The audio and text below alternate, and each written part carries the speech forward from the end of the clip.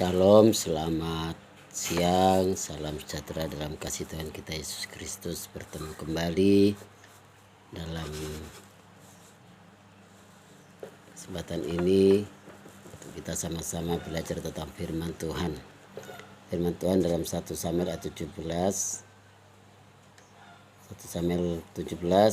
ayat 26 berkata, "Lalu berkatalah Daud kepada orang-orang yang berdiri di dekatnya, apakah yang akan dilakukan kepada orang yang mengalahkan orang Filistin itu dan yang menghindarkan cemooh dari Israel?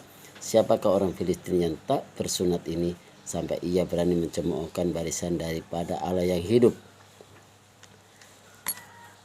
Saudara yang terkasih dalam Tuhan Yesus, kalau kita membaca kebenaran firman Tuhan dan kita merenungkan bersama-sama, di mana ketika Daud menghadapi orang Filistin,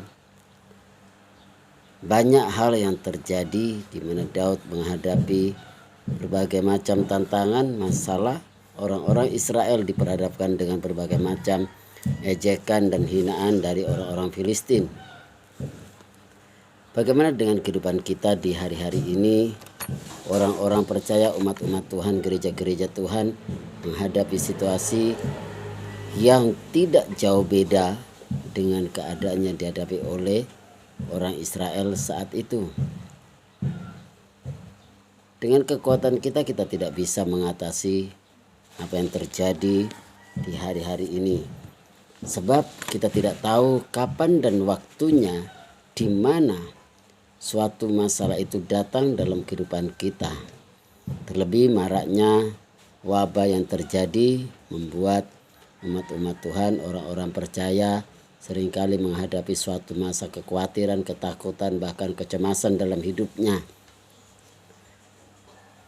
Membuat orang tidak bisa, bahkan tidak berani keluar rumah. Terlebih untuk melakukan aktivitas yang ada, mereka selalu merasa was-was, merasa khawatir akan apa yang akan terjadi dan melanda dalam hidup mereka. Keadaan ini membuat banyak orang menjadi risau. Sebagaimana dengan keadaan bangsa Israel saat itu, melihat keadaan orang Filistin, banyak di antara orang-orang Israel yang mulai kecut dan tawar hati.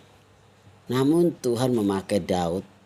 Daud bukan dilihat dari kekuatan dan fisiknya, tetapi Daud mendapat pengurapan Tuhan. Daud mendapat kuasa dari Tuhan di mana dia bisa mempertahankan imannya dan dia bisa membuktikan bahwa Allah yang dia sembah adalah Allah yang hidup. Tuhan ingin melihat saudara dan saya hari-hari ini pun mengalami yang demikian.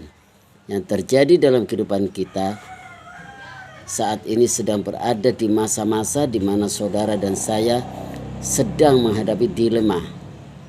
Gereja Tuhan diperhadapkan dengan berbagai macam keadaan situasi. Banyak orang-orang yang tidak bisa pergi beribadah. Mereka berusaha untuk beribadah, tetapi ada banyak hal yang terjadi membuat mereka tidak berani beranjak dari rumah. Iman kita lah yang menentukan sesungguhnya apakah kita bisa mempertahankan keyakinan kita kepada Tuhan atau tidak. Bukan berarti ketika saudara dan saya berada dalam lingkungan atau situasi yang sedang beribadah, kemudian kita mulai orang berkata, wah ini menunjukkan kehebatannya atau kesombongannya. Namun di sini Tuhan mau kita melihat pelayanan Tuhan Yesus ketika dia ada di dunia ini. Tuhan tidak pernah berkata kekuatanmu yang menyelamatkan engkau, tetapi ketika mujizat terjadi, ketika kesembuhan terjadi, Tuhan selalu mengakhiri dengan perkataan, imanmu yang menyelamatkan engkau. Berarti di sini Tuhan ingin membuktikan gereja Tuhan harus benar-benar menjadi gereja yang memiliki iman yang kuat, memiliki suatu keyakinan yang sungguh akan Tuhan. Bukan hanya sekedar sebatas bagaimana bangunan gereja itu yang megah, bagaimana bangunan gereja yang sudah lengkap dengan fasilitasnya, tetapi yang Tuhan ingin melihat bagaimana orang-orang percaya, orang-orang yang menamakan diri menjadi orang Kristen, pengikut Kristus, harus siap menghadapi keadaan ini. Sebab ketika kita siap menghadapi keadaan ini bukan berarti dengan kekuatan kita, tapi Tuhan mau kita berhadapan, kita menghadapi, menjalaninya dengan kekuatan yang daripada Allah. Daud, dia adalah yang kecil dari antara seluruh keluarganya, kakak-kakaknya. Tetapi Daud memiliki keberanian karena dia memiliki sikap hidup dekat dengan Tuhan. Hidup saudara dan saya, iman kita ditentukan sejauh mana hubungan kita dengan Tuhan. Jika hubungan hidup kita dengan Tuhan itu melekat sebagaimana Daud, maka saudara dan saya akan merasakan bahkan mengalami bagaimana kuasa Tuhan terjadi dalam hidup kita.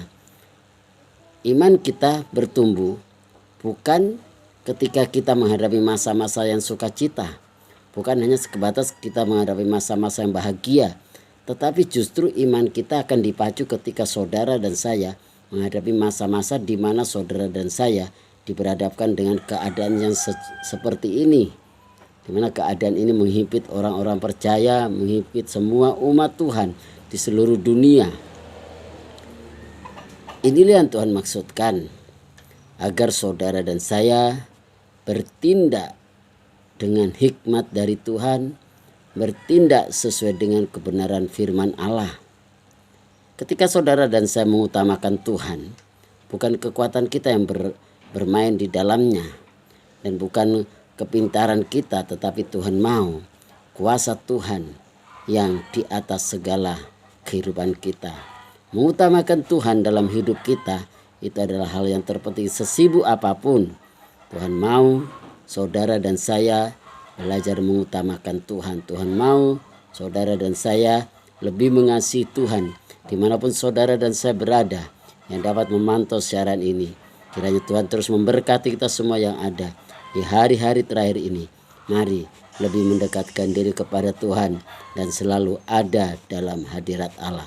Utamakan Tuhan, maka engkau akan terus mendapat perlindungan daripada Tuhan.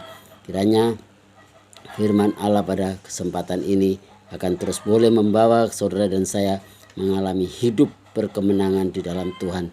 Sebab roh yang ada dalam diri kita yang dari Tuhan itu lebih besar daripada roh yang ada di dalam dunia ini. 1 Yohanes pasal 4 ayat 4 bagian B. Biarlah roh Tuhan itu terus berkuasa dalam kehidupan saudara dan saya. Salam, puji Tuhan.